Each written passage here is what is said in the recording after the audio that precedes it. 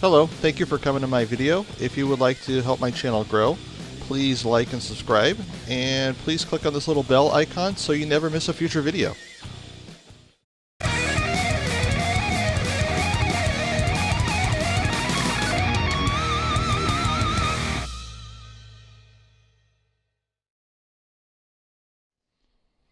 Hello. How's everyone doing? We are now playing Halo Reach. This is actually my second attempt at recording this.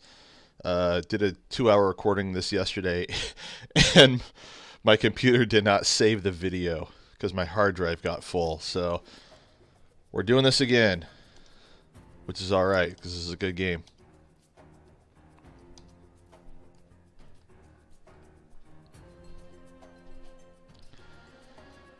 So, Halo Reach. It is the last Halo game made by Bungie. It is Bungie's swan song. It's an interesting game. It's really good. It tells a really good story. It's doesn't star Master Chief. I mean, when you think about it, you know, with all the Halo games, it's the third Halo game in a row that does not star Master Chief. Although it does have a little cameo of him later on if you know where to look. But yeah, I mean, after this, it was off to work on Destiny, and 343 Industries took over, and they actually took over shortly after this came out with some of the DLC and working on Halo 4. But Halo Reach is an interesting game because it's a prequel, and it hasn't gotten any kind of HD remake or anything like that, although it is backwards compatible, so that's why we're not doing any like split screen or anything like that. I thought about doing like a split screen, like running on 360 and then running on Xbox One, but it actually runs perfectly fine on Xbox One. Actually, it runs a little better on Xbox One than 360, so it really was no reason to do that. When it was originally backwards compatible, it actually ran really choppy, ran a lot worse, but they actually fixed it pretty quickly. So if you played Halo Reach on the Xbox One and you weren't happy with the performance, give it another shot because it plays much better. But yeah, Halo Reach is basically kind of a prequel. It takes place before Halo 1. The ending of Halo Reach is actually the beginning of Halo 1, so that's kind of cool how they did that. But it's an interesting game because if you follow any of the lore or even just simply read the instruction booklet of the first Halo, you know how it's going to end. You know how lots of people are going to die, and most likely your squad's going to die. But it does a really good job telling that story. You know, like every player, your team either gets sniped off or dies unexpectedly or sacrifices their life to hopefully save people or try and save the planet or save your squad, only for things to get worse. I like to compare it to the Star Wars movie Rogue One, because Rogue One, although it was a pretty good movie, a lot of people enjoyed it, it didn't connect well with the audience in terms of the characters and character development, where Halo Reach kind of did the opposite. It basically did what Rogue One should have did. And I know I'm comparing a movie to a video game, but still, with the cinematics and the story and everything, I think it's a valid comparison. I'm Carter, Noble Team's leader. Of course, I'm rocking the Mark V helmet. I like how the armor and stuff that you unlock in multiplayer to customize your character shows up in the campaign. So that's kind of cool. I'm just happy to have Noble back up to full strength. Just one thing. I've seen your But another thing that makes it interesting, I mean, you look at the graphics, it uses a different engine, a lot of textures, a lot more polygons than the previous two Halo games, Halo 3, Halo ODST. Bungie definitely boasted that when talking about the game. It actually runs at a full 720p HD resolution, unlike the previous two Halos that ran below 720p. But I kind of wish they, instead of trying to upgrade with a higher texture count, if they would have tried to go for a 60 frames per second. But that's alright, it is what it is. It's still good. But my initial exposure to Halo Reach when it came out was when the beta, the multiplayer beta came out. And by this time, Call of Duty was towards the height of its popularity, you know, with the Modern Warfare franchise and Black Ops eventually. And the Halo Reach beta came out, and some of my friends downloaded it, and I went ahead and downloaded it. When I first played the beta to that, I actually was not impressed with the game that much. I mean, it was kind of different. They added a lot of weird weapons to the game, things like that. Gameplay mechanics was, I don't know, it's just, I didn't like the armor enhancements and things like that. It kind of felt like they shoehorned that in because it was like, oh, well, we need some ideas to make this game a little different. We got to make it stand out from the previous Halo. Okay, let's just throw in some armor abilities. You know, it's like they kind of like saw what Crysis did, and they tried to incorporate elements from Crysis. You know, it's like people criticize 343 for taking Halo 4 and incorporating Call of Duty elements into it, and I kind of look at Halo Reach's multiplayer for taking elements from games like Crysis or whatever else was popular at the time and having armor abilities and things like that. But it's still okay. It's still fun, and there's matchmaking game types, especially now with the Anniversary Edition, but even before that, there were still some matchmaking game types where it takes the armor abilities out of it, so you can still kind of get a more traditional Halo experience. So, I mean, that was my problem with Halo 4, is, you know, they have sprinting and loadouts and things like that, but to me, where Halo 4 failed, which we'll get into when we get to Halo 4, is, you know, trying to evolve the franchise, is not having a way to disable those features to have a traditional Halo experience for those that want to do that. So, and we covered most of the anniversary stuff in our Halo 1 video, but I mean, we'll talk about it a little bit because, you know, the Halo Anniversary, the multiplayer portion of that was basically Halo Reach map packs, so it's kind of hard to not talk about that. But when Halo Reach eventually came out, I saw the trailer before it released. trying to play and talk at the same time and forgetting where to go. But right before it came out, it had the trailer for Forge World. They're showing off Forge World. You know, you can take the Forge features from Halo 3, but they expanded it greatly. And they had an entire Forge world where you can just basically just make any map that you could, almost any map that you could think of. And to me, that just blew me away. So I was, you know, kind of on the fence of Halo Reach. Should I buy it? Should I not buy it? I'm probably going to be disappointed like previous Halos. But I saw that, and I'm like, all right, I'll go ahead and buy it. Because I was thinking, I'll wait till it drops in price or buy a used copy or something like that. But I ended up buying it. And, yeah, Forge World, to me, it was just really, really cool. I mean, just a lot of customization. But, of course, I thought they dropped the ball again because they, like what they didn't do in the previous Halos, they still didn't do. They could have added a custom games browser, which didn't even make a Halo game until Halo 5. Where, you know, with all these options to customize games in Forge mode, they could have had a custom games browser so people could show off their ideas. So, I mean, you could search for things and search for maps and stuff like that, but to actually play those maps, you know, it was a little difficult sometimes.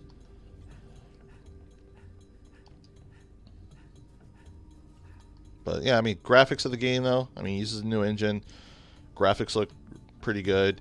The color tones, you know, definitely kind of a slightly darker color tone, which, you know, I like Halo Reach's art style better, but this one fits the tone more because of the story. But weapons and armor and stuff like that, I mean, to me it's a little too textured. I was glad that Halo 4 went back to like the assault rifle that I'm holding, for example. I was glad that Halo 4 went back to the traditional assault rifle, but I mean, that's just a minor change. That's kind of a nitpicking thing, so I'm not too worried about it. But yeah, they brought back the Halo pistol. I mean, it's not a 3-shot pistol, of course, but, you know, still zooms in.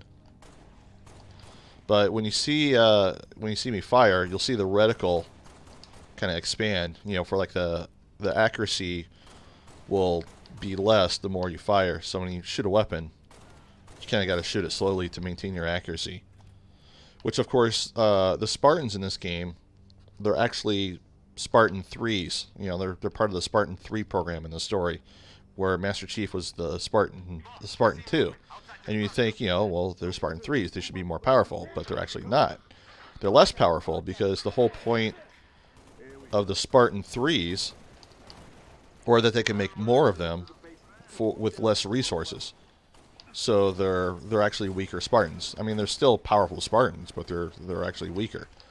Where in Halo 4, they had the Spartan 4 program, so they were able to make equivalent Spartans that were just as powerful as the Spartan 2s. Which, you know, we'll get into that. We want to go this way. Guy was blocking my view here.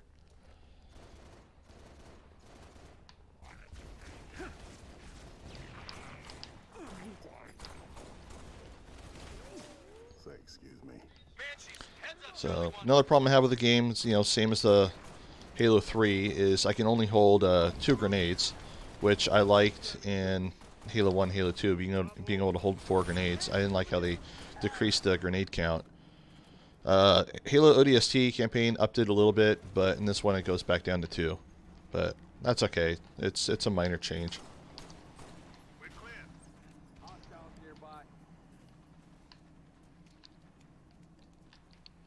But they added some newer weapons, like some newer Covenant weapons. Nothing too fancy. I mean, they still got most of the traditional weapons. They got all the traditional weapons that were found in the first Halo.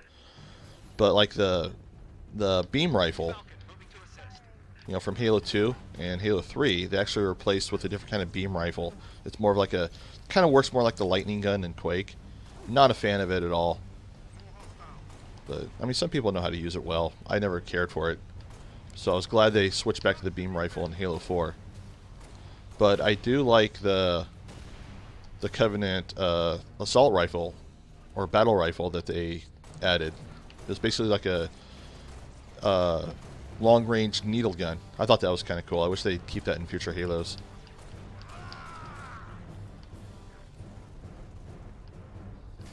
Music in the game is fantastic. You know, just like the previous Halos.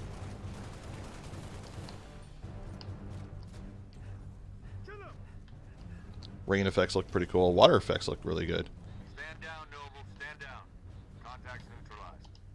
Contacts. I mean, this game came out kind of mid Xbox 360's life. You know, Xbox 360 and PlayStation 3 had a very long life cycle. This came out kind of in the middle of that. Which, you know, some people criticize for being too long of a life cycle for a video game console. I actually thought it worked out perfect. Because, you know, it forced developers to really take advantage and really optimize their games for the hardware. And of course it helped PC gaming shine a little bit too.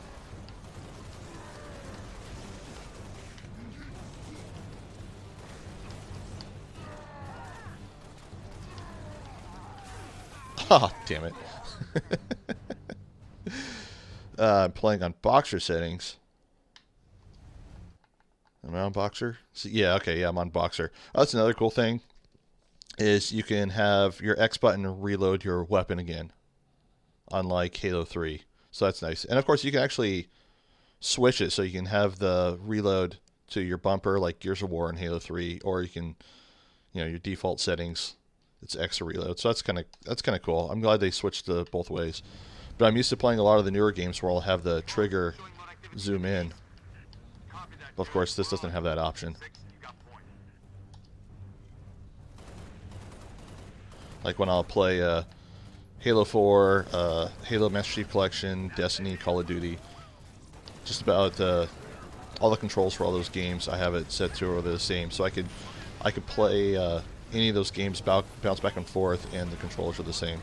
So to me, that's really, really handy.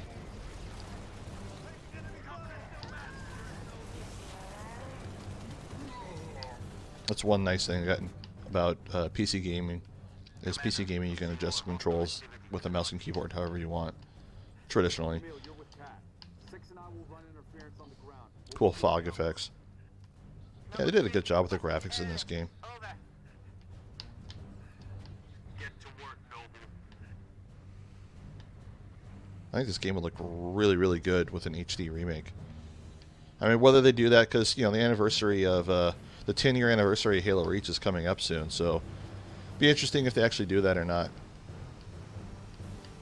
Or maybe just like, they'll probably just do like a 4K upgrade on the Xbox One X, which will be good, but won't be 60 frames per second, but it'll still look amazing. But, you know, a lot of people don't know they actually carry this engine over to Halo 4. I mean, it was highly, highly modified with like the lighting and stuff like that. So it's actually, you know, pretty good engine. Noble leader, I'm seeing heat sinks in the structure ahead. Getting resituated. So I mentioned that, you know, all your Spartans are Spartan 3s. I think the Spartan that's on the gunner spot right now, who's George, I think he's a Spartan 2 in the story, which it makes reference to when you your characters talk to Dr. Halsey, who's the creator of Cortana and pretty much the creator of all the running the animals, the creator of the Spartan Project. Running over the animals. All the Super Metroid speedrunners will be happy. Kill the animals.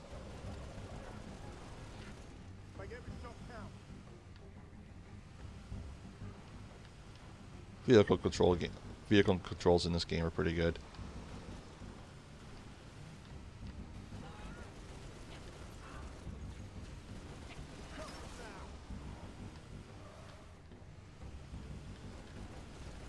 More contacts.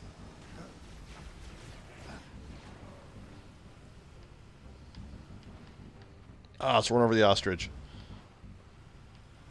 Yeah, that's okay.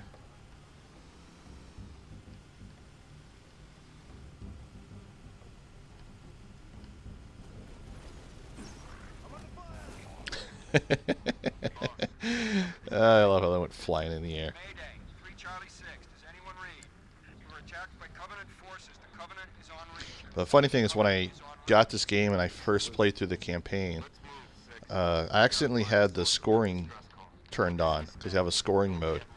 Well, that caused some of the cutscenes to not show up. So when I, you know, beat the game, it didn't show some of the endings. So I was like, well, wait a minute, that's it? That's the game? But, you know, I found out the scoring was turned on, and turned that off and replayed through the campaign. So, you know, got a better experience playing it a second time. But yeah, it's a good campaign. It's a good story.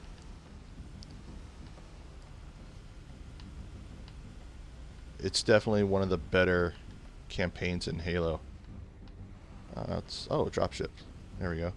I love how they brought back the Halo 1 dropship.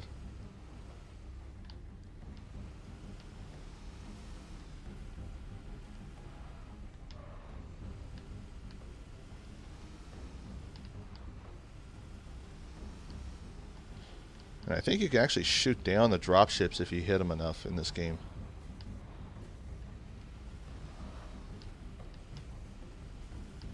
Let's see, where are you landing? Why is he not landing? There we go, here he comes.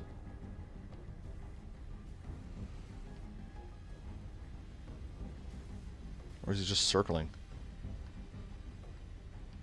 When I played earlier, he was not circling, he was actually landing. What the hell? Or am I in the wrong spot?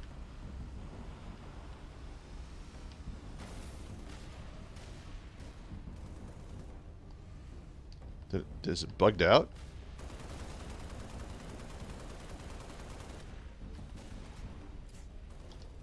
Or if it's bugged out.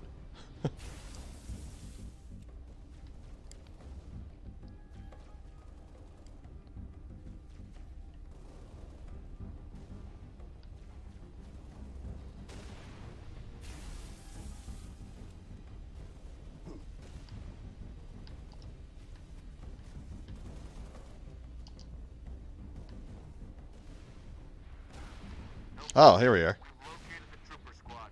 Request immediate evac. Had to go to this spot. Solid copy, Commander. Recall is found at Charlie 2. Hold that evac position. Spartans. Noble leader, be Travis, sir. advised. 3 I have Charlie. visual on inbound It's the Covenant Covenant. dropships. We know, Corp. Evac transport. Keep your distance. There we go. 6. So they replaced the battle rifle with the DMR rifle. So instead of a 3-shot burst, it's a single shot. Which to me was kind of interesting because I thought it would have been better to keep the battle rifle in for your 3-round burst, and then for the long-range single shot, they could have kept the pistol in there for that functionality. But that's okay. It worked out just fine. Halo 4, of course, has both of the DMR and the battle rifle, so it's kind of cool that they included both.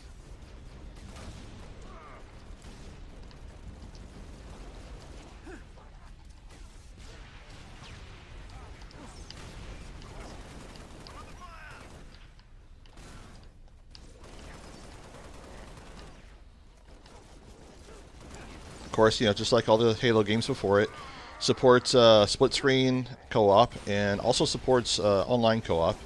And unlike the previous two first-person shooter Halos, you can actually do co-op in matchmaking. Actually search for a co-op game in matchmaking, so that's kind of cool.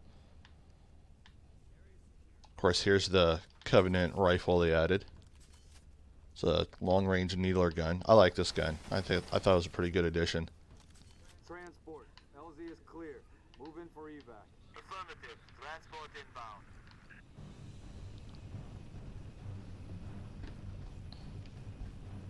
Let's see. Of course, here's the Falcon vehicles, which replaces the Hornets from the previous game.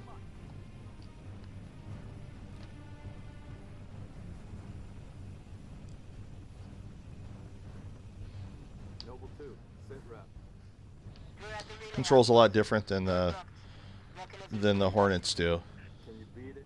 but it's a pretty good vehicle. There's a mission that's where you primarily fly one of these things. Kind of takes some getting used to, but it kind of gives you a helicopter feel the way you control it.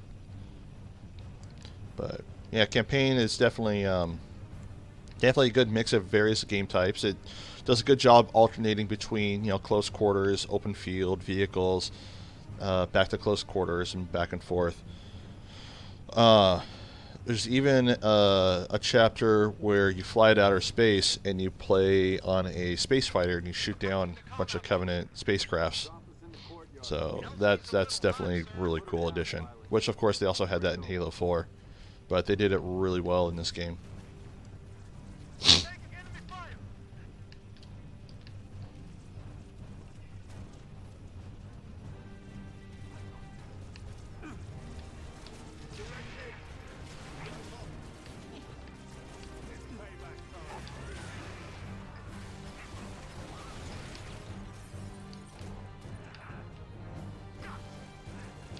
Since I was playing Halo 3 earlier and Halo ODST, I keep forgetting that I can run.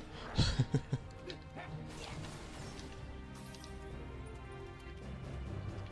we doing, Cat? Taking a little longer than I hoped, Commander. I've cut about halfway through the door. But another interesting thing about this campaign is, of course, your squad. Because, you know, the previous Halo games and up until ODST, you didn't have a lot of character interaction, with the exception of just Cortana talking to you. But in ODST in this game, you got a little more character interaction, so, which, of course, you know, they're going to kill off these characters. Spoiler alert. If you don't want spoilers, you shouldn't be watching this video. But, you know, you had to get to know the characters. So they did a good job with that. Well, of course, your main character is silent most of the time. Doesn't say much.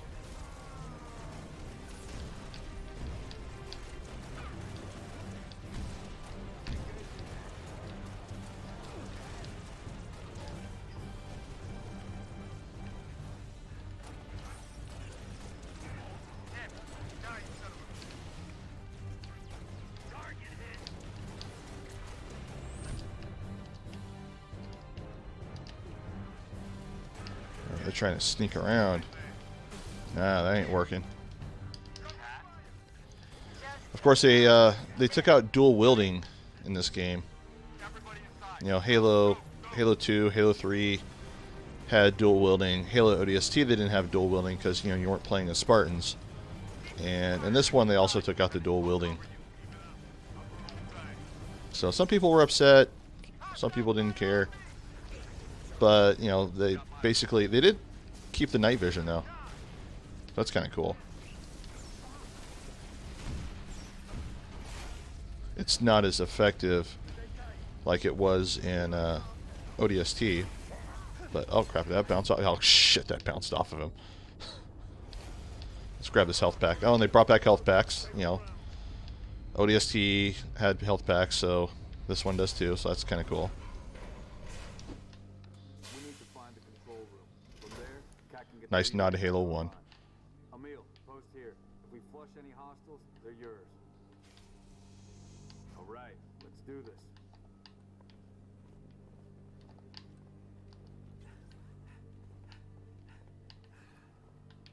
But we'll get to the multiplayer, but, you know, talking about it right now, Where's the rest of your unit? the multiplayer, the online multiplayer had a lot of diversity in it in terms of different kinds of multiplayer matches. I mean, of course, you had your Slayer, your Capture the Flag, your Big Team Battle, whatnot. But with your Found something. armor abilities, the MLG playlist, a little more traditional Halo, the anniversary playlist, the maps. I mean, there's lots of different ways you can play and enjoy this game.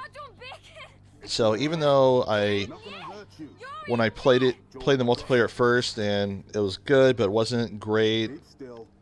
Even went back to Halo 3 a little bit. I couldn't play Halo 2 anymore, of course, but, you know, primarily playing Call of Duty. I eventually kept going back to this, even though, or especially since they took a lot of the Forge maps that people had made, and they actually incorporated some good ones into matchmaking. So, I mean, like Halo 3, this game had DLC, you know, which is now free. You can actually just download the DLC for free. And I never bothered to, because for me it didn't really add much. I didn't think the DLC was worth the price they were charging. But to me it was also pointless, because you could just have new maps in Forge World. You can just make your own new maps, which they eventually incorporated into matchmaking, which, in my opinion, worked out better anyway. So as the game got older, you were still able to get a new experience with the game. So, and I've never seen, even with the DLC that I have now, I've never seen a matchmaking game with the DLC. I mean, what I thought they should did with DLC is every map pack, like they have Forge World, should have had like a newer version of Forge World, like Forge World 2, Forge World 3, something like that. Like one could have been like desert based, or another one could have been like snow based, or you know, something like that. And what they could have did, like with Forge World, it has the wireframe model for Blood Gulch or Coagulation. It was actually taken directly from Halo 2. And it's got a couple other areas that some older maps are based on and recreated. And what they could do with the DLC is, if it could have included another Forge World, it could have had the base model for other maps, like Sidewinder, for example.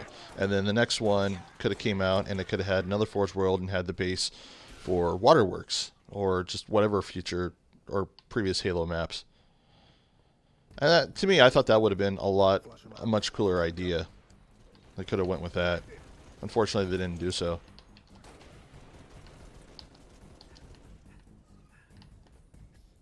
Oh, I see you. See if I can get that guy before he takes me out. Yeah, there we go. Let's grab his sword. Oh, I'm almost out of ammo on this gun. Let's switch to the rifle. There we go. The assault rifle.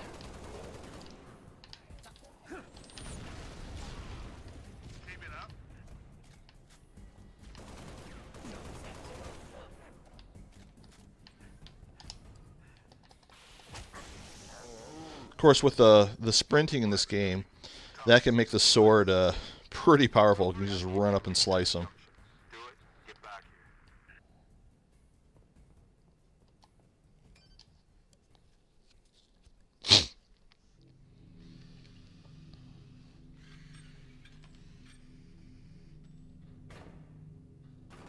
How long?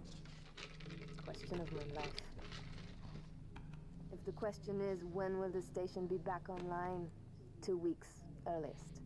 This is plasma damage. All major uplink components are fried. 2 minutes is too long. Which is why I'm splicing into the main overland bundle to get you a direct line to Colonel Holland.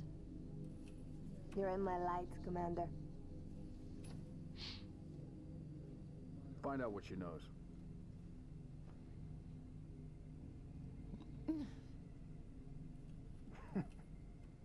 What's your name? Do you live around here? Good cutscenes, good voice acting, good character development. I'm Evan George. Shada. Shada. C'est pas de Nev. Your accent sounds familiar. Chapron? Tangari. Of course, they originally sent out to take out some rebels, you know, like the rebel bases in Halo Wars, but Why would you be? in the story's lore, there's, or in Halo's lore, there's rebels, you know, fighting against the UNSC, you know, wanting their freedom or whatever reason. I don't know too much about it, but they get dispatched to Get her on her feet. stop some rebels, but you know, turns out the Covenant are here, and like, oh crap, gotta take out the Covenant, you know, because the whole point of the Covenant is to basically wipe out humanity. And in the story, which they make reference to in the beginning of Halo 1, is they're trying to prevent the Covenant from knowing where Earth is, so they don't just take out Earth and take out all of humanity. Colonel, this is Noble One. There are no rebels. Which, of course, they find out about. Are on reach. Acknowledge? Come again, Noble One. Did you say Covenant? Affirmative. It's the winter contingency. May God help us all.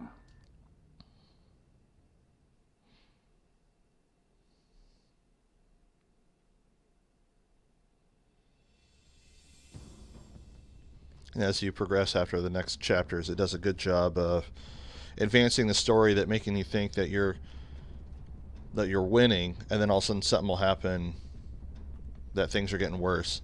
Like, not this chapter, but I think it's the next one, where, you know, like this chapter, at the end of this chapter, you take out one of the Covenant capital ships, and the next one, fire Mac blasts at one of the Covenant bases, and they're like, all right, yeah, we're winning. And then all of a sudden another capital ship will just blow the hell out of the ship that fired the Mac blast, and then you fly to outer space and you take out the giant capital ship, and you're like, all right, yay, and George sacrifices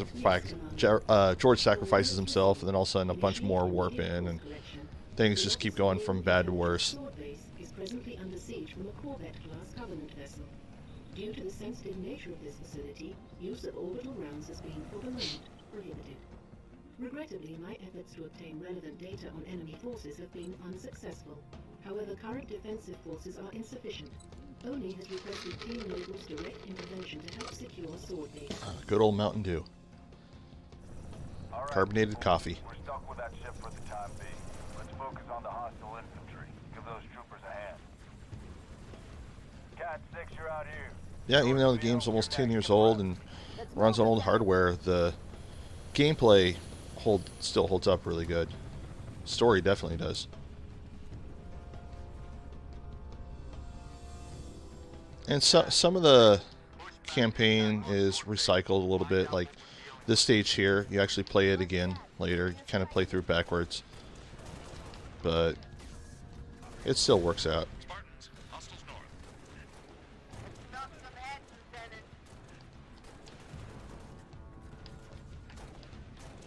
And a lot of the terrain and areas in the campaign are actually the multiplayer maps. Like, they basically took the multiplayer maps and put them in like parts of the campaign, kind of like they did with Firefight and ODST. But like, they brought back the Halo 2 map, Ivory Tower, and that becomes like just a building that you have to go through to deactivate a beacon or something like that. So it's kind of cool they incorporated that. So basically it gives every multiplayer map like a story and a purpose.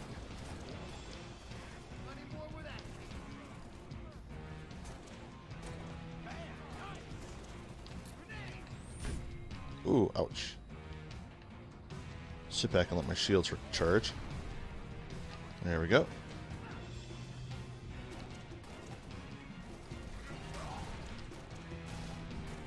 Oh, he's got one of those grenade launcher type weapons.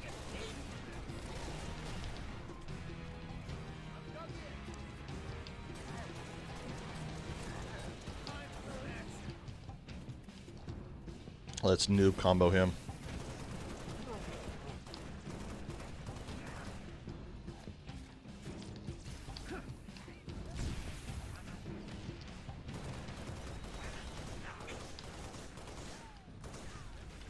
Whoops, wrong button. There we go.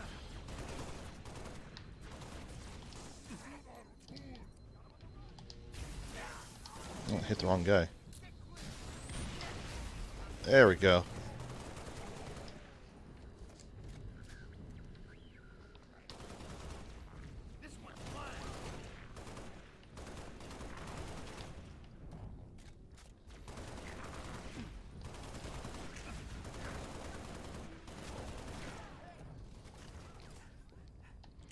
So like I was talking about earlier, they added armor abilities, which in this, sprinting was one of the armor abilities. But you could switch them out. You can select them in multiplayer. In the campaign, you can switch them out. This adds like a little personal shield, which I always thought this looked stupid. It's useful in multiplayer for a lot of people if you know how to use it. In fact, they actually had to nerf it. But I don't know, I just think it looks dumb. I thought they should have had like the bubble shield standard, which is one of the armor abilities, but you rarely see it in matchmaking. So I'll pick up the target locator here. Basically, it marks a enemy vehicle so they can shoot it from orbit, which you don't see it. You don't see his weapon too much in the game, so it kind of makes its only appearance right here. This always reminds me of the game Transformers War for Cyber, or not War, Transformers Fall of Cybertron. And it was one of the High Moon Studios games where you mark a target and your base shoots it, and it turns out it's actually Metroplex.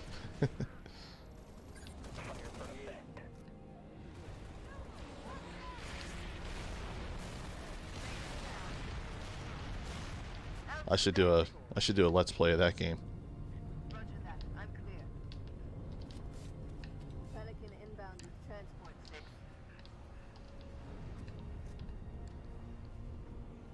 And now we're dropping the Warthog.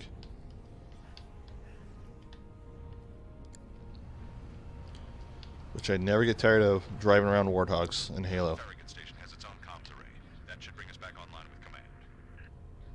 There we go. AA gun is to the west. Comms array to the east. Let's roll. Good call. Let's get comms first.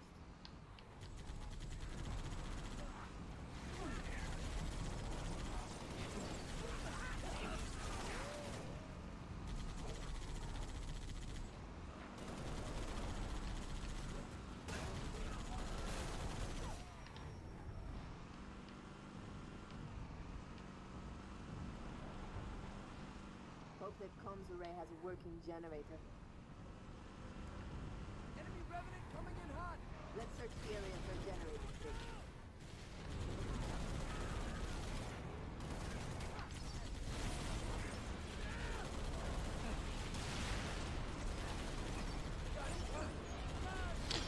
They also, in Halo Reach, added a Warthog that has rocket launchers on it. So, like, you got your standard Warthog with your machine gun. Now, of course, you got the Warthog with the Gauss cannon on it, which you don't see very much in multiplayer at all. In fact, the only multiplayer map that I can remember it being on as standard is one of the anniversary maps. But then they added a third one, which is the one with the rockets on it. So.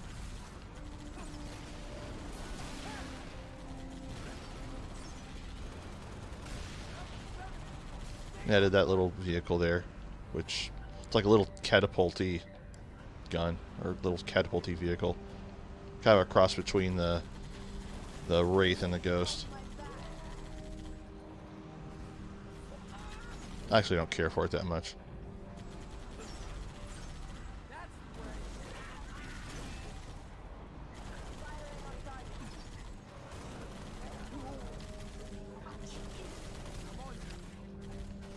See, activate. Here we are.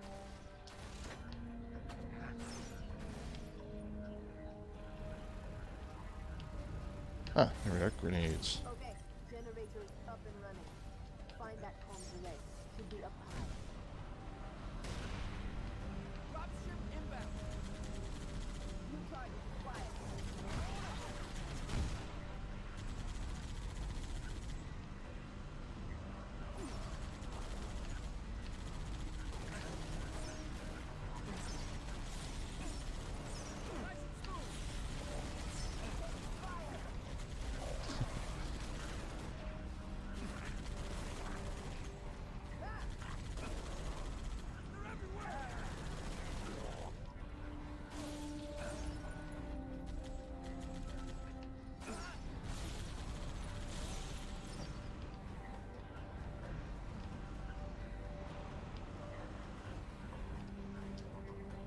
So you gotta get up here.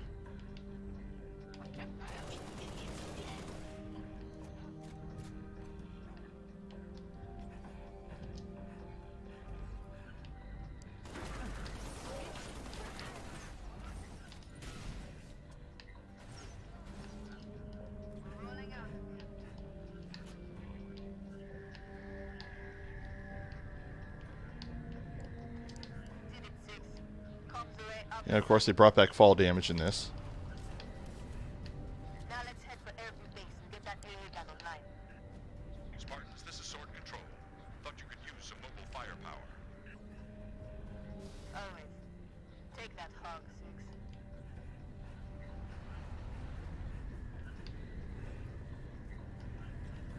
Six. Oh, someone drive away with my Warthog? Good thing gave me another one.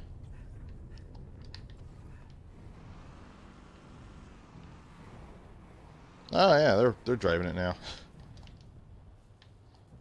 She's in fighting shape. See, if like we were playing two-player co-op, we'd have two Warthogs with each a gunner. Come on, get in. Get in, I'm just gonna run you over. There we go. Warthogs definitely have a higher damage tolerance in this than they did in Halo 2 and Halo 3. They can take a little more punishment.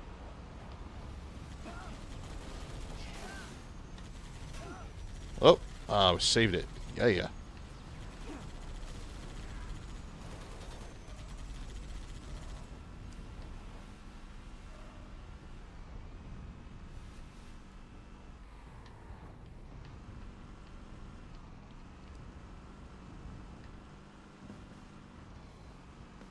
Picking up a power source.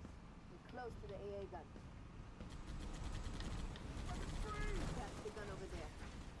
Should be a reset control somewhere to get it online. It's getting warmed up. In fact, is that the Gauze Hog? No, it's not. Okay. Oh, crap. My driving is horrible today.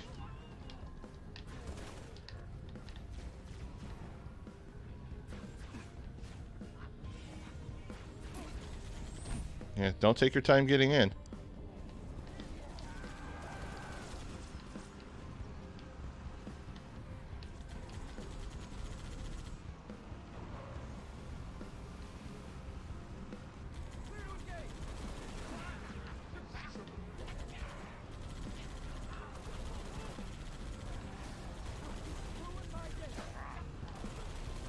Looks like he was trying to jack me out of there. In fact, sometimes when you drive up in this location, like when I'm trying to play this recently, there are two elites actually driving this Warthog. Whoa, where'd that come from? I didn't see that explosion. Oh yeah, see, there's a couple guys getting in that Warthog, trying to use it against me. That's kind of cool.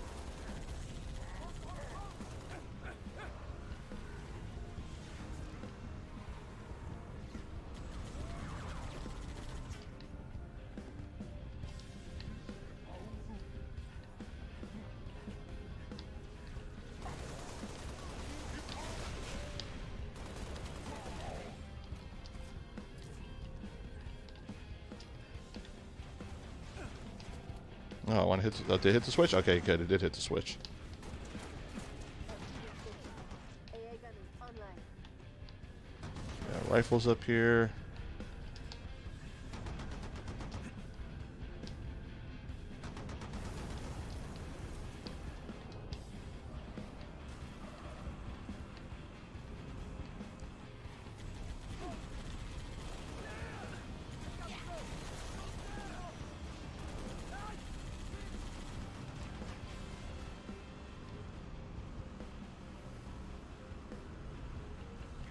Be advised.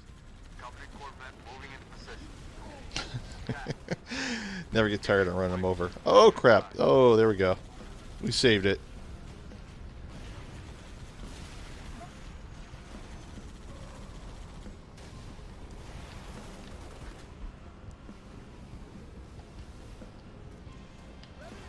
Good work, Spartans.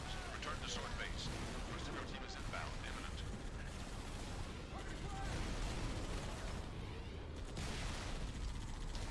I'm with you, Lieutenant.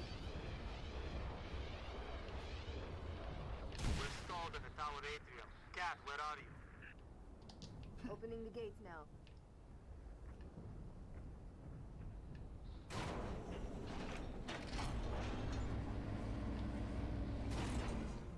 Of course, can't drive the Warthog up any further because of these barricades.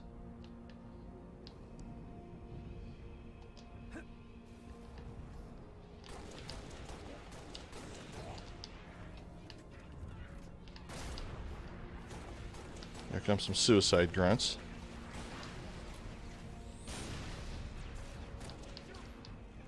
I've got the gun.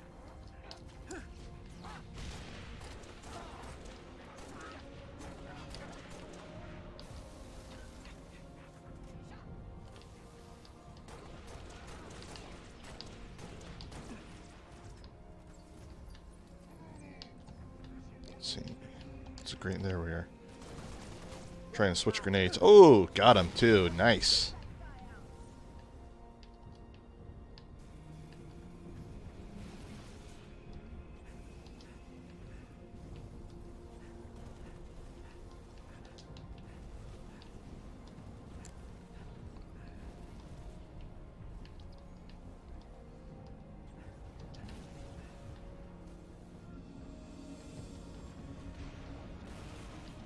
Could have swore I had a rocket launcher last time I played this.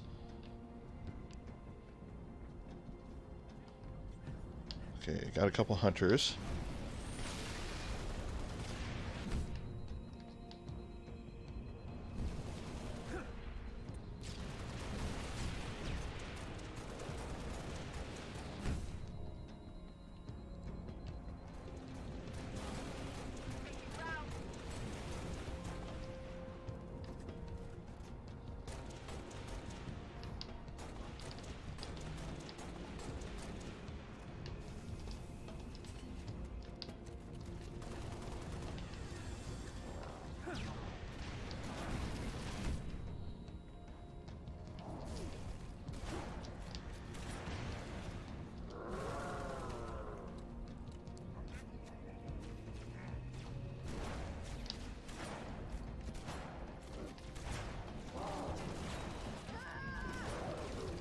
There we go. It was a good fight.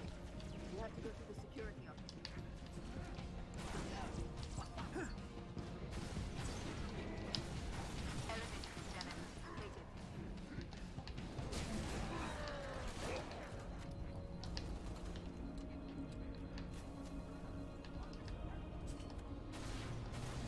Of course, the Office of Naval Intelligence, or ONI. Which is funny because before Bungie released the first Halo, they released a game called Oni on PlayStation 2 right before Microsoft bought them out. Kind of an anime-ish looking game.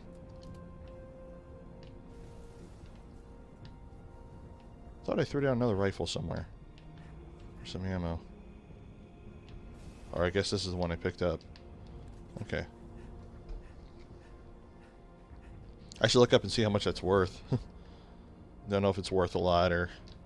the game was okay. I don't remember if it was any good or not. I think I played it for like a little bit. I don't remember what the gameplay was like. Corvette's hitting this base hard.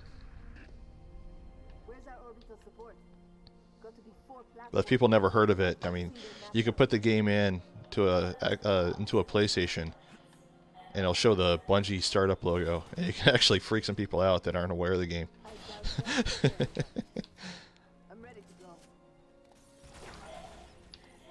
I think it was published by Rockstar now that I think about it.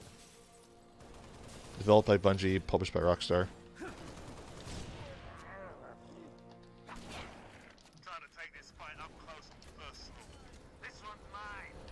Of course, this little area right here is a multiplayer map, like I was mentioning. Six, head upstairs and assist the meal. George, make sure he gets there. Depend on it. Great shot. Get in there.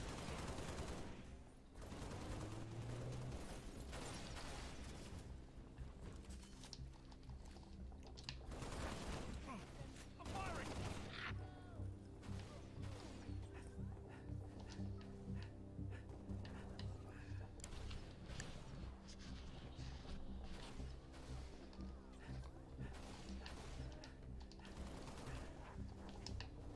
Oh, yeah, I see you. Trying to sneak around the corner.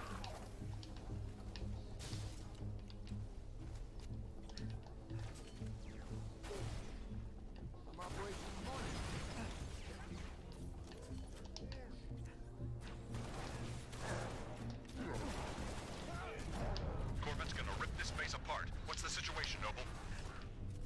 Can't do this on my own. Need another Spartan up here. Six, get to the top floor and assist the meal.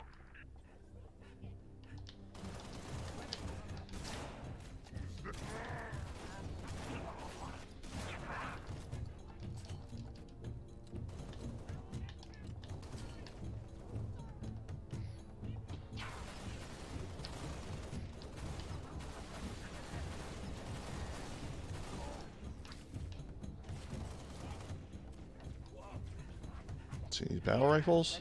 Or DMRs? Yeah, there we go. Got some DMRs.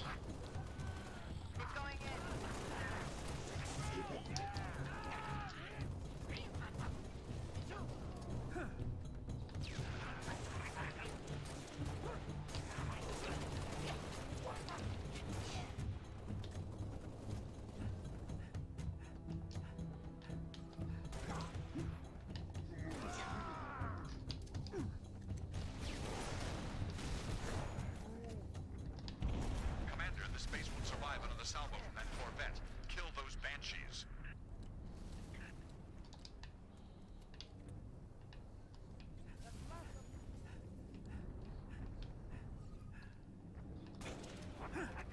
This sounds tank. On time. Banshee inverter.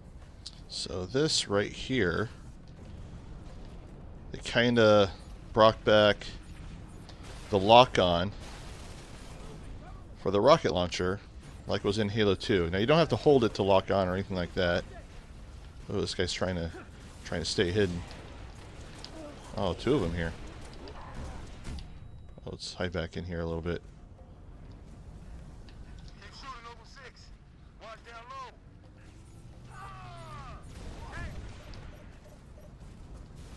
So yeah, I mean, it has a lock-on ability like in Halo 2. It just basically kind of does it automatically. And they took it out in Halo 3, and of course they brought it back here.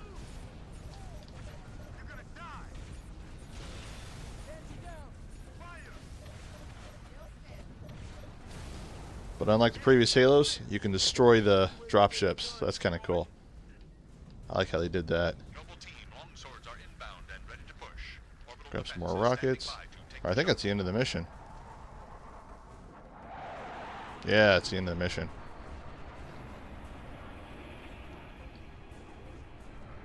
Of course, this thing's going to get macked to hell right now.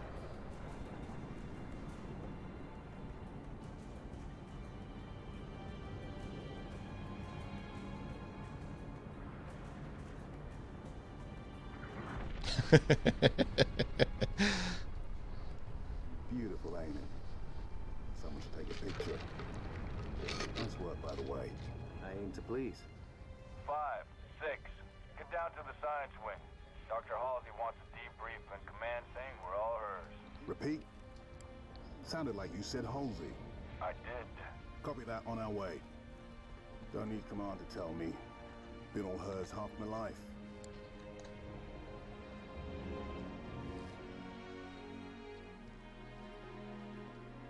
Of course, here they're communicating with Dr. Halsey, played by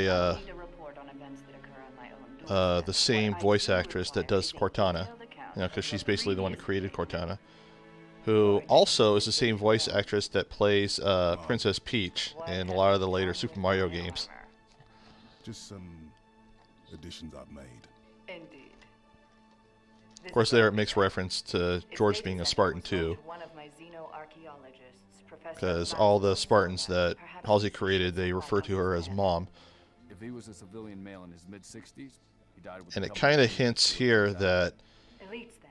Halsey doesn't view any of the later Spartans, like the Spartan 3s and even the Spartan 4s, as true Spartans, because, you know, they weren't Tell me more about bred, One got bias. or they weren't developed as Spartans from childhood, You're certain. like the earlier ones were, Shield strength 2. which they actually touch up on in a cutscene in Halo 4's Spartan Ops mode.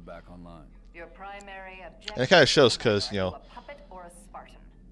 the Spartans here, you know, like the leader here, you know, just refers to as following orders and Elite advanced teams to hunt down our not really defiant towards her, but kind of hint towards that. And she kind of looks at him like, you know, small, nimble, and almost always what's your guys' well problem in a way? No doubt they came to the station for the But, you know, looks abundance at of George, known you know, like excavation data one of her stored children there. in a way. And you let them get away. Data retrieval was not a command directive. Even had we known, we had other more urgent matters to attend to. Like warning the planet. Professor Sorvad's final entry in his field notes made reference to a latchkey discovery. Latchkey. Not a word he would use lightly. So let's hope that the data module your lieutenant commander stole contains it. Cat? Before you ask, I was alerted at the moment you attempted to access its contents, as I am with any unauthorized tap. That data is classified Tier 1. I could send you to the brig for interfering with my work. Maybe you'd like to join her. I'm sorry? We're currently under emergency planetary directive, winter contingency. I'm sure you're familiar with the punishment for civilian interference with the Spartan deployment. Are you threatening me, Commander? Just making a reading suggestion, ma'am. Let's move, noble team. That will be all, George.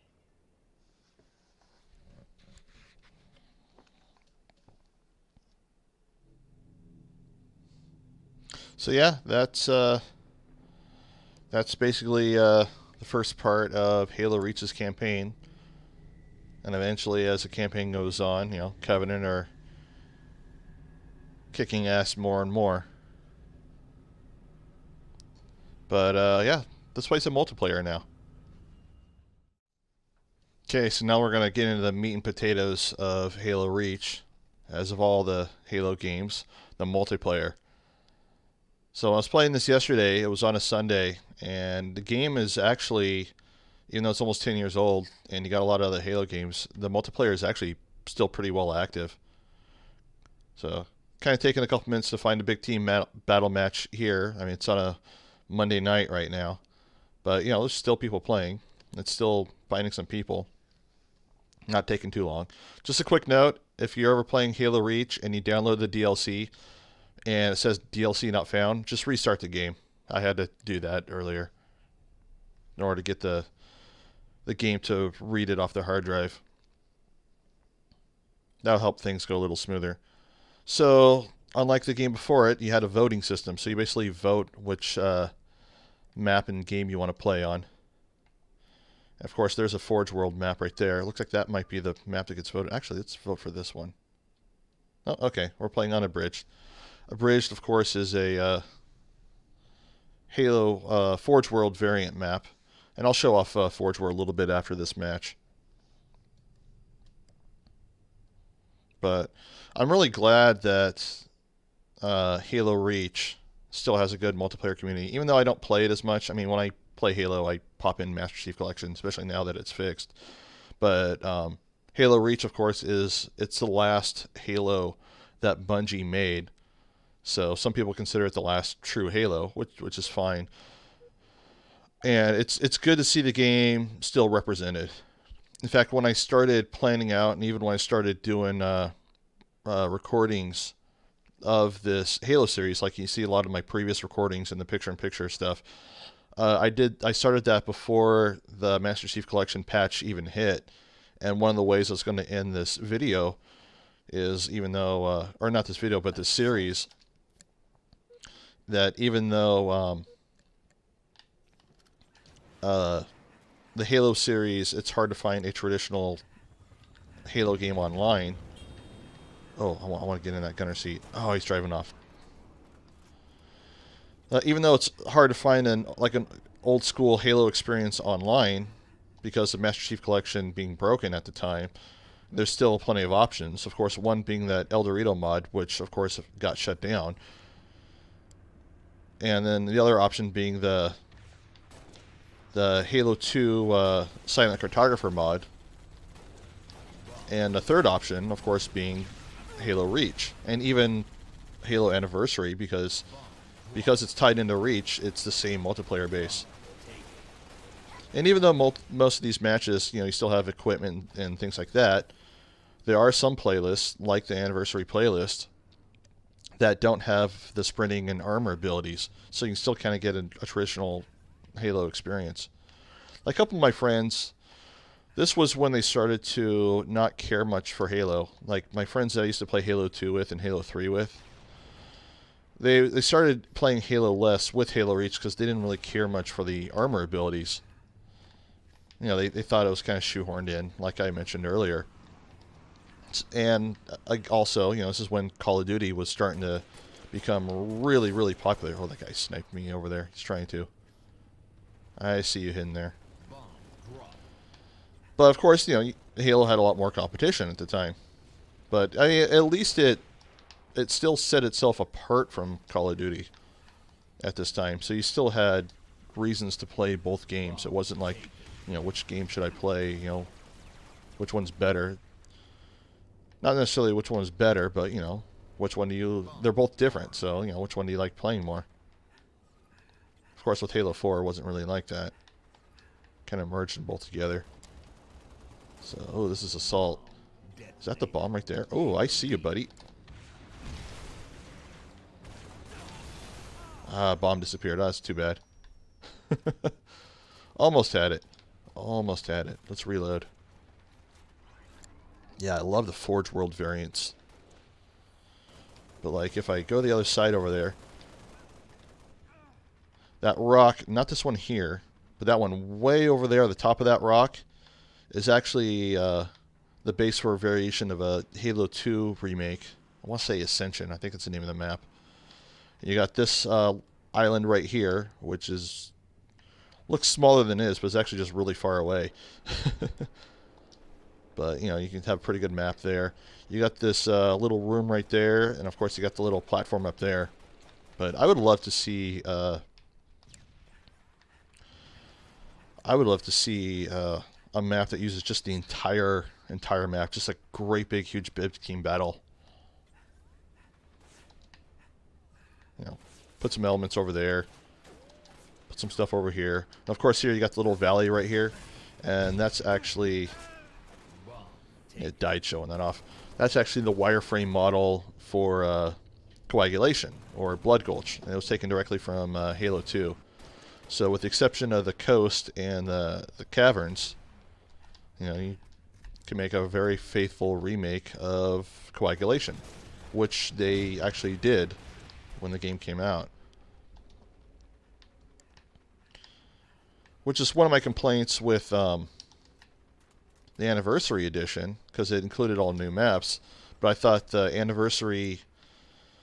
Halo Anniversary disc should have also included Forge World. So it could have had all those variations of old maps that they did not remake. Because if you bought, even though the multiplayer, the matchmaking stuff were tied together, if you were playing matchmaking off the Halo Anniversary disc, you only got those maps. Where if you're playing Halo Reach and you had the download code for the Anniversary maps, you had the whole thing. So.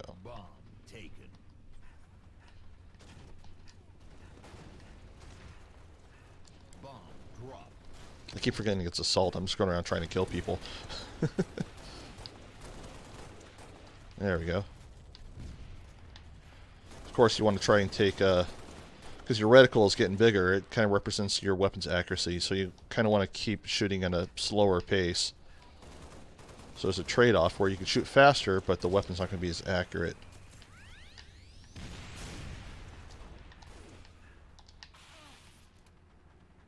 Bomb reset.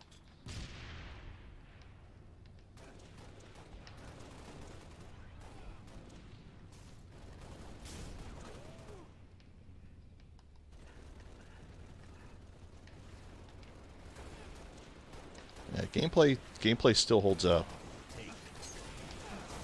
That's another thing I love about Halo Reach still being active is if you don't own an Xbox One, you know, maybe you bought a PlayStation 4 instead, or maybe you were like me when the Xbox One was announced, because they announced with all this DRM and or price point was too high and didn't really care for it, and then when they dropped it, you just stuck with PlayStation, or maybe you abandoned this generation of consoles altogether and went to PC or a Wii U or Nintendo Switch. You know, you can still get an online Halo experience that's still active today on the Xbox 360. And 360 consoles are really cheap. You know, even the old models, which aren't very reliable, but they're actually not too hard to fix. I got a spare 360 that was red ringing. All I had to do was replace some capacitors. Works as good as new. Doesn't even have an HDMI port on it. Who needs HDMI port when you got VGA? So I actually saved that 360. I got it. Right now it's a stand for my backup monitor. But it's also a spare 360 that I'll use for a VGA CRT, in case I ever want to play on a CRT monitor. Yeah, when the Xbox 360 first came out, whoops, fell off the edge there. When the 360 first came out, HDMI was not a standard yet, because DVI was still the standard. Actually, DVI was only a standard for a short time, but component was the main HD video standard. And of course HD TVs were still pricey. They're kind of like an HD TV then was like a 4K TV last year, where it'd come down in price, but it was still expensive, but it was still coming down. And the 360 was the first full HD experience for a console. So they basically gave it VGA support, where you could buy VGA cables and connect it to a computer monitor. So here we're going to show off Forge World. We'll show off the Forge, just the Forge mode in general real quick. And it received quite the upgrade from Halo 3.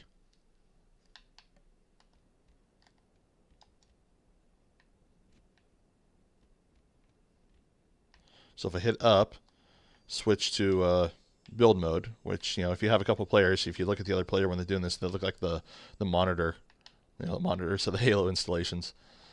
But to show how big this map is, this is that little room up in the corner of the mountain. That last match, I was playing that area right there where I'm shooting.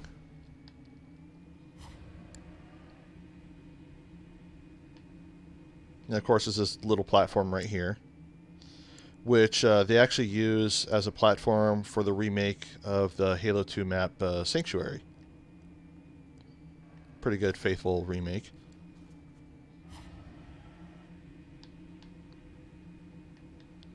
And of course, you got this little rock right here, which they used to remake Ascension. You can see the little crater dip right there. Then you got this good-sized island right here. It's got some caves in it.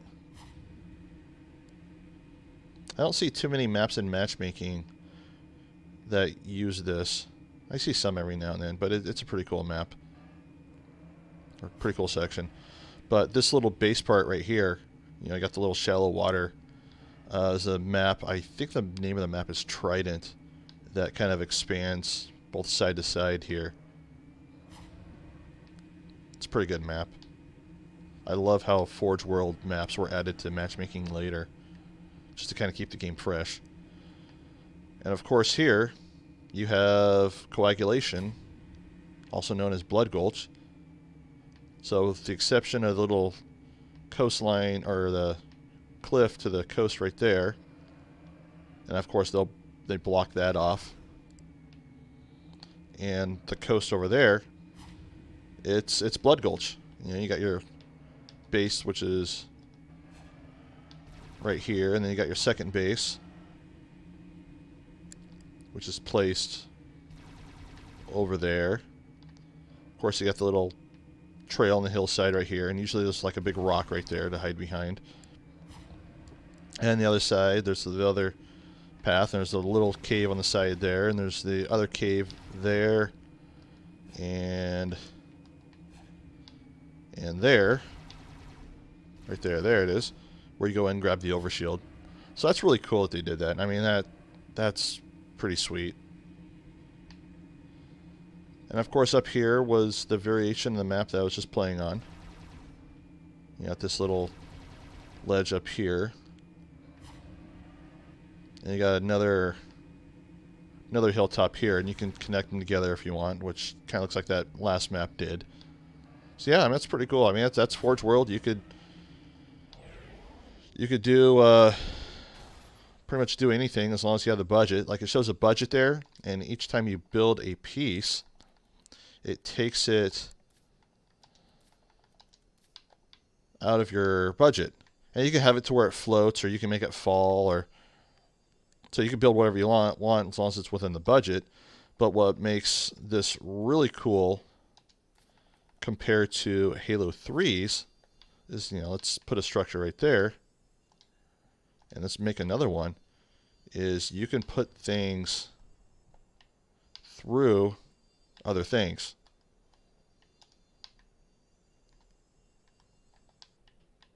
And you don't even have to use the terrain. You can just have it all floating in the air if you want to. Like, I've seen some faithful remakes of Hang 'em High on Forge World in the Metal G playlist. So, Metal G. MLG. I've got Metal Jesus in my head for some reason. MLG playlist. So, yeah. So, let's play another matchmaking game real quick. Yeah.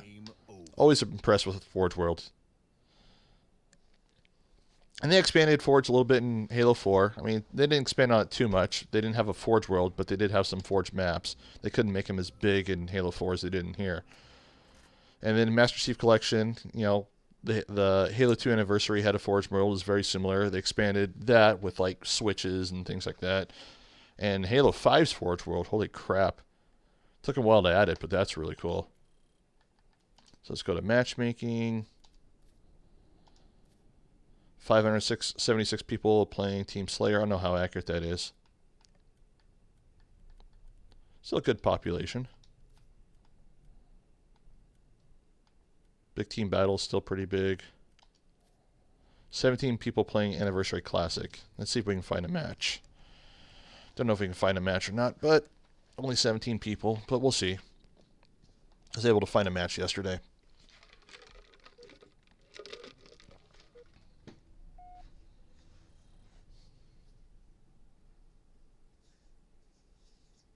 Oh, yeah, found one right away.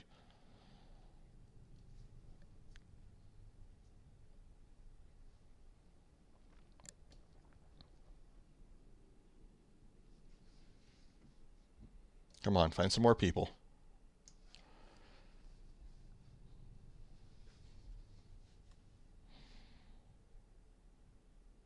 Even with 6 people, we can still start a game. 3-on-3. We'll see.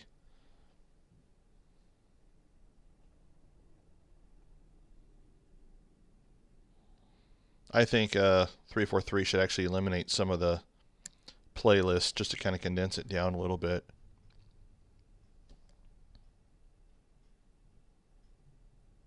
You know, just have a big team battle, free-for-all, team slayer, team skirmish, and anniversary.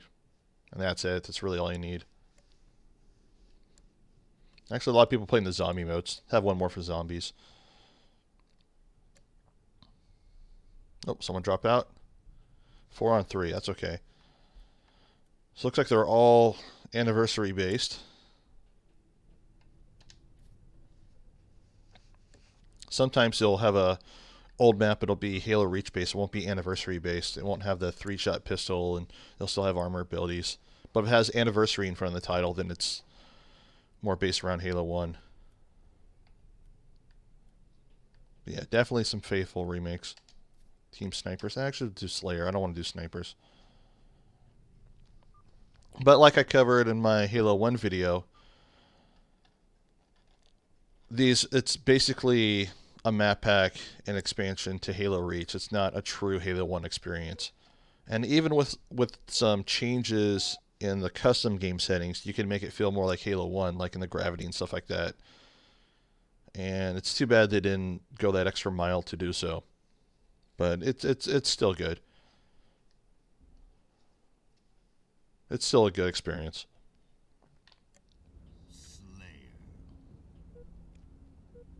And it's part of Halo Reach. And I'm pretty sure that this map pack is also free. So if you just own Halo Reach, you know, just give it a download. Ooh, got sniped there pretty good.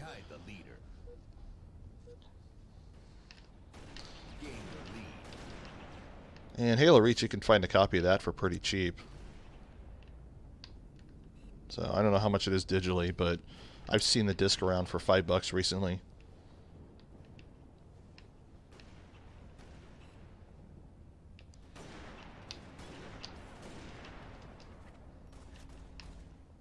But like the jumping right here, it's kind of a quick jump. It's not that slow, low gravity jump like in the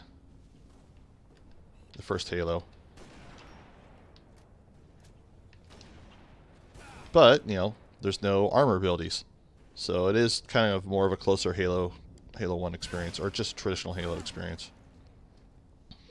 Let's try and kill someone with a pistol. You know, we got a good Halo 1 3-shot pistol, so let's go for it. Oh, he's doing the same thing.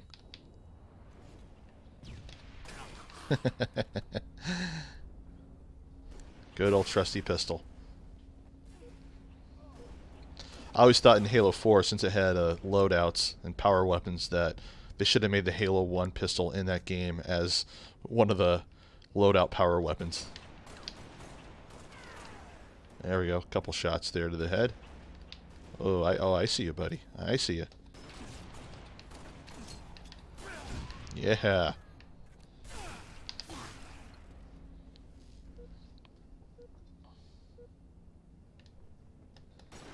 Of course, the firing rate to your guns is lower. Could have recalled when they were first announcing this and showing some of the title update. Title update being the patch for Halo Reach before Anniversary was coming out, like in preparation of it, that it had some title update stuff where like the reticle would shrink a lot faster. I remember what was his name? I forget his first name, but O'Connell. Oh, Frank O'Connell. Or is it O'Connell or Connor? Frank O'Connor. But he actually talked about how they were doing that for the title update. But maybe they rolled back on it. But that's okay.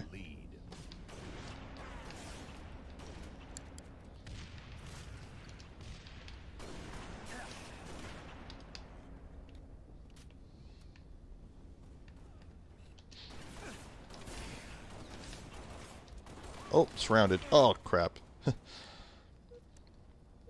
Yeah, I mean, Halo Reach's online is still very much active. So, if you don't have an Xbox One, get yourself a cheap 360 or dust it off and give it a shot if you want that Halo experience. Certainly more active than the first Destiny, that's for sure.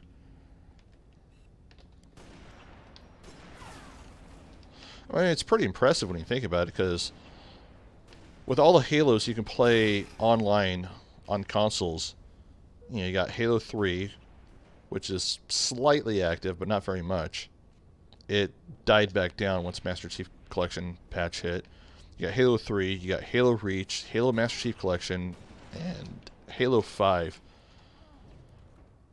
So it's good to see that still active. Or a lot of those games still pretty active and being able to find a match. Of course, another drawback with, you know, Halo Reach's matchmaking is if somebody quits. Like, you know, one of the blue guys in our team, he quit. So it doesn't backfill with other players, which is unfortunate. And Call of Duty, of course, you know, at this time was hitting its peak. And one of the nice things about matchmaking in Call of Duty is if a player quits, matchmaking would backfill that missing spot with another player. So, I mean, after 3 Halo games, you had Halo 2, Halo 3, and now Halo Reach, Bungie still could not put that feature in the game. You wouldn't see that in Halo until Halo 4. So that's kind of unfortunate. But you don't see people quitting too much now, because, you know, most people that play Halo Reach now are like serious players. So unless they like lag out or something like that, it's not a bunch of bratty kids playing. That's a nice thing about a Halo game. When the next one comes out and you stick with the one you're playing. Ooh, double snipe. But yeah, like if you're playing Halo 3 and then Halo Reach comes out, you know, most of the fan base will go to Halo Reach, but if you stay on Halo 3 for a little while, you have just, you know, the dedicated fans. You don't have all those noisy, bratty kids playing, screaming through their mics and stuff. You know, it's the same with Halo 3, you know. Most of the crowd went to play Halo 3, and I stuck with Halo 2, and you just had just a nice multiplayer audience. You know, no disrespectful punks, or no one screaming in the mics or blowing in the microphones or anything like that. Unfortunately, that rule also doesn't apply to the Call of Duty games. Like if you ever played Call of Duty Black Ops 2, still a bunch of screaming brats playing that. And hackers.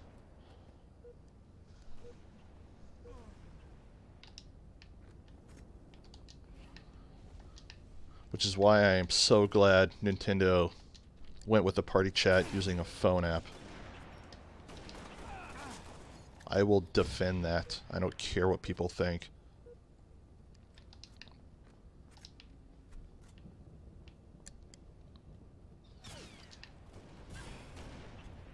I mean, yeah, systems have parental controls and stuff, but it's easy for gamers like ourselves to be oblivious still that in 2018 there's still parents who don't understand how video games and video game consoles and technology works, let alone how to set up parental controls. So having a parental control as simple as give me that cell phone, you're not using it anymore, it puts that responsibility more onto the parents. So I'm glad Nintendo's doing that. People hate it, but I don't care. I like it.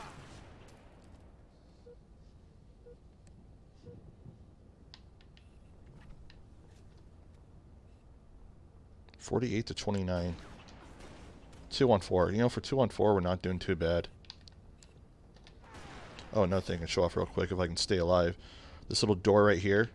If you play on the Halo Reach variant of this map, a lot of like the extra doors and stuff like that will be open. Like the map will be expanded a little bit. So that's kind of cool. Like every anniversary map has like 2 variants that came with it, like an anniversary version and a Halo Reach version. So yeah, that's the anniversary within Halo Reach. You don't even need the Halo anniversary disc. You know, it's all built in.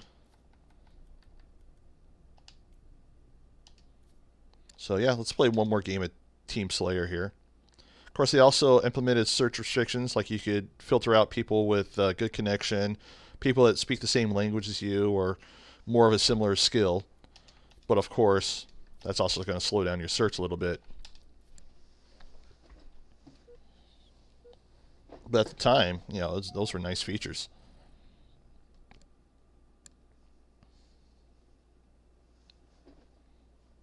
Plenty of people playing this. Shouldn't take too long to find a match.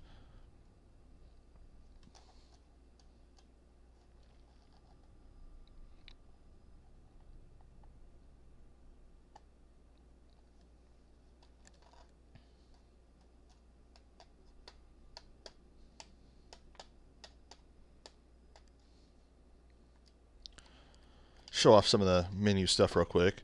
Like here's the armory. You can kind of customize what you want your character to look like. You know, your different shoulders and whatnot. As you progress through the game and play more matchmaking, and they'll even have, at least they did. I don't know if they still have them. Ah, here we are. Yeah, they'll have like daily and weekly challenges to unlock more points to further customize your character. So that's kind of a neat thing that they had back then. I mean, now if the game would come out now, it'd be all microtransaction based. But yeah, it was a cool thing to add. Which I have no problems with cosmetic microtransactions.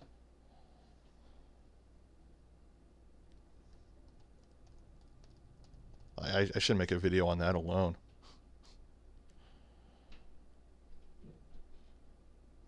Not too many people defend microtransactions. I do to an extent. If they're done correctly, they can really help a game out. Or if they're done incorrectly, like Battlefront 4, they can break a game. So of course you got, oh, there's one of the DLC maps. Are we playing that one? Oh, we are. I don't even know if I've played this map ever.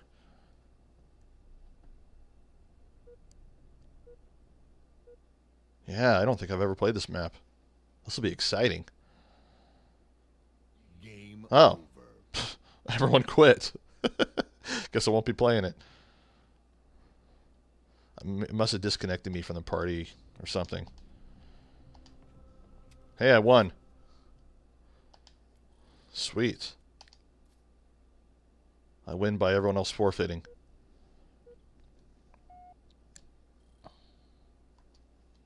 But if you go through our file browser, it'll show our history of all the game types that we've played. You can actually save them if you want.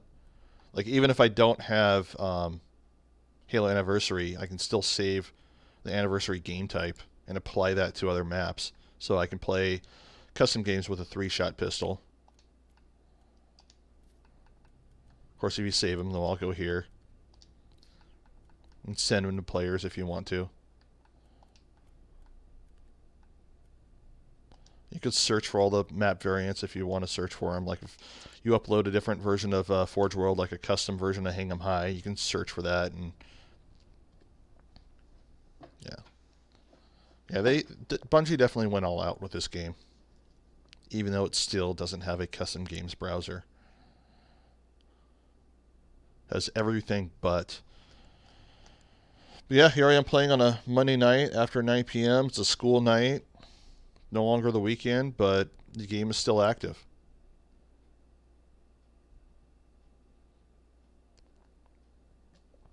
If people don't really care for the older Halos, you know, here's something, or if you don't really care for the newer Halos like Halo 5 and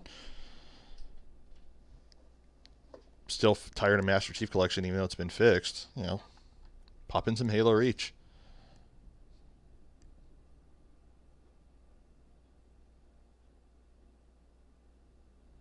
It's kind of funny because when I first played Halo 3, it was through the beta, and I thought it was just amazing. And then when the game came out, I didn't really care for it. But Halo Reach was the opposite. You know, I played the beta, and I'm like, don't really see the appeal of it. And then as I bought it and played it, I began to like it more and more.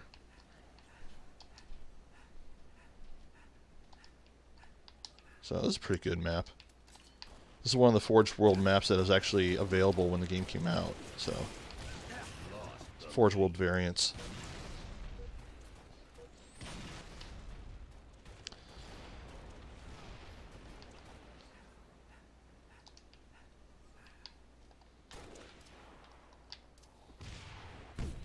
Miss me. Come on, I want your rockets. Yeah. Oh. Of course, he has the little confetti ability when you kill him. Confetti pops out. That's one of the things you can unlock in the armor abilities.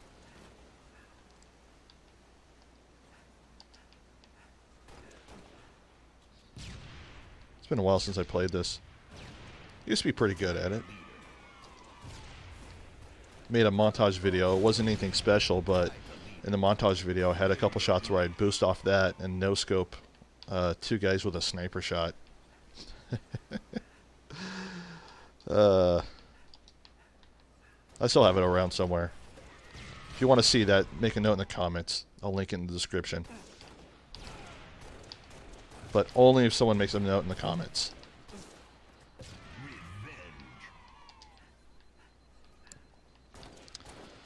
Okay. Come on. Come on. Can I live? Ah, he got me. Of course, because the Halo Reach, they brought back health. You know, once your shields are depleted, you have a certain number of health before you die. But your health doesn't go back up like your shields do. It goes up a little bit. But, yeah, it did health packs. So, kind of like the first Halo game. You have to pace out your health.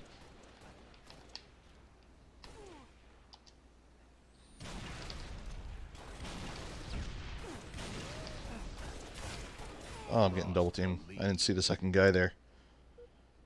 I think he had the jetpack over me. But I always choose the sprint over the jetpacks. Or the cloak. Sometimes I'll choose the cloak. Ooh, here we go.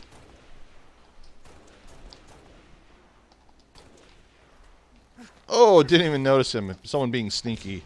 Ah, so assassinations. That's another thing I forgot to talk about. So like every Halo game, you could go up behind him and just whack him, and it'd be an instant kill. In Halo Reach, and the Halos going forward, if you press it and hold it, it'll add an assassination animation to it. So that's kind of cool.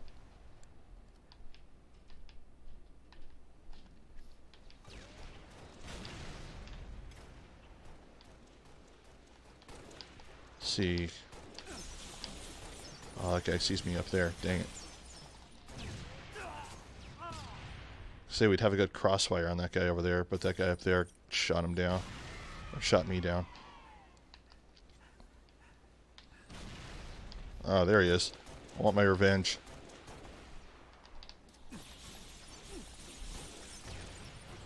These guys are good, and I'm out of practice. Oh, oh. Oh, I see someone sneaking up. Yeah. Ooh, let's grab that health pack real quick.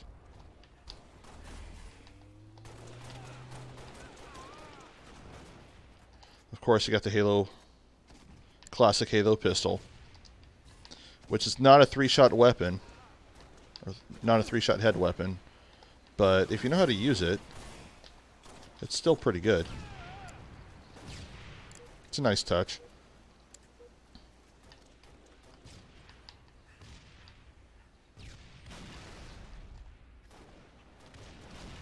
Someone's over there. Oh, there he is. Oh, nice. Oh, he's got to be pissed.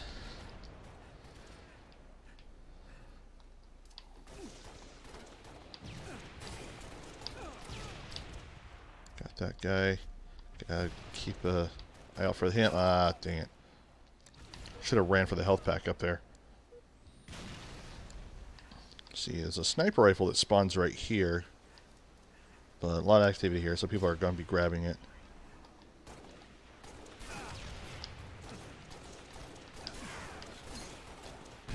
Ooh, almost had him. Almost had him.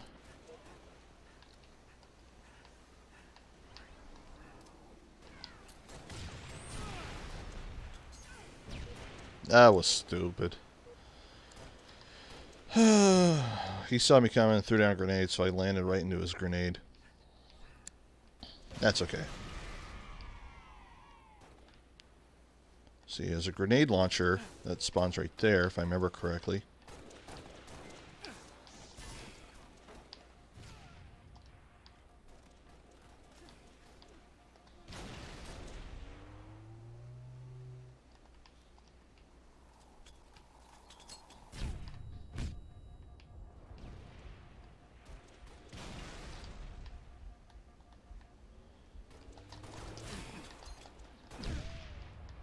Oh, come on, come on. Yeah. Oh, that almost saved me.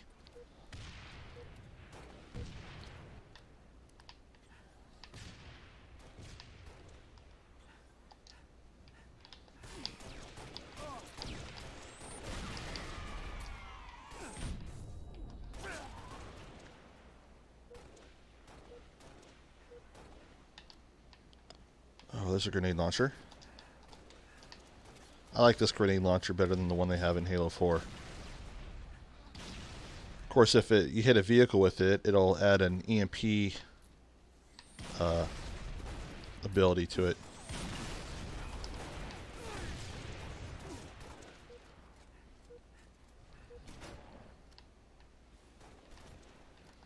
Of course, I just delivered it to the enemy.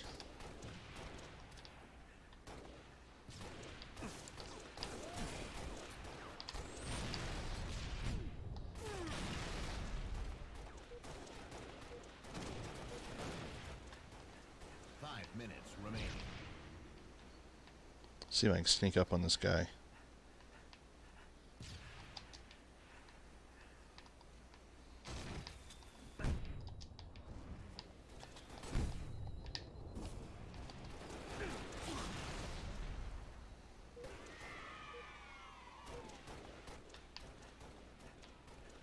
$45-24. Well, we're not getting beat as bad as I thought we would. Oh, now he's hiding. Okay, launch a grenade up there.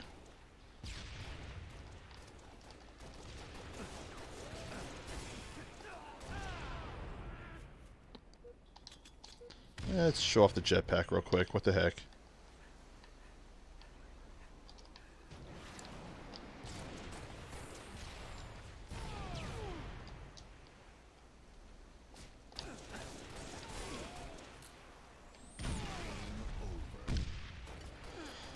Well, that didn't turn out as bad as I thought.